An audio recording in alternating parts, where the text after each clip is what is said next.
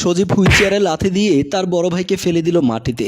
এটা তুমি কি করলে সজীব? রেহানা তার স্বামীকে ধরে তুলে বলল, নিজের বড় ভাইকে কিভাবে মাটিতে ফেলে দিতে পারলে? তোমার মধ্যে কি একটুও দয়া মায়া নেই? কোন রকম হুইলচেয়ারে বসালো। না নেই, আমার মধ্যে কোনো দয়া মায়া নেই। আমার ঘরে আমার টাকায় বসে বসে গিলবে আর আমার মুখের উপর বড় বড় কথা। এখন দিনের কয়টা বাজে? আমি কি আজকে অফিসে যাব না? আমার নাস্তা এখনো আমার রুমে পৌঁছায়নি কেন? নূরজাহান বেগম এসে বলল, কি হয়েছে, এত শোরগোল কিসের?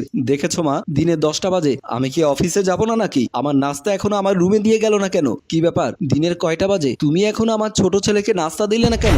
এটা কি বলছেন মা? গতকাল রাতে আপনি নিজেই বললেন আপনার ছোট ছেলের ঘরে আমি একা গিয়ে নাস্তা দেওয়াটা আপনার পছন্দ না। আমার স্বামী পঙ্গু, তাই আমি আপনার ছোট ছেলের সাথে খারাপ কিছু করতে চাইতে পারি। আপনিই কাল বললেন আপনি নিজের হাতে আপনার ছেলেকে নাস্তা দেবেন, তাই আমি আর আজকে নাস্তা দিতে যাইনি। শাশুড়ি নিজের ভুল বুঝতে পেরে বলল, আচ্ছা ঠিক আছে ঠিক আছে, তোমার পঙ্গু স্বামীকে নিয়ে ঘরে যাও। রেহানা তার স্বামীকে নিয়ে নিজের ঘরে চলে গেল। বাবা,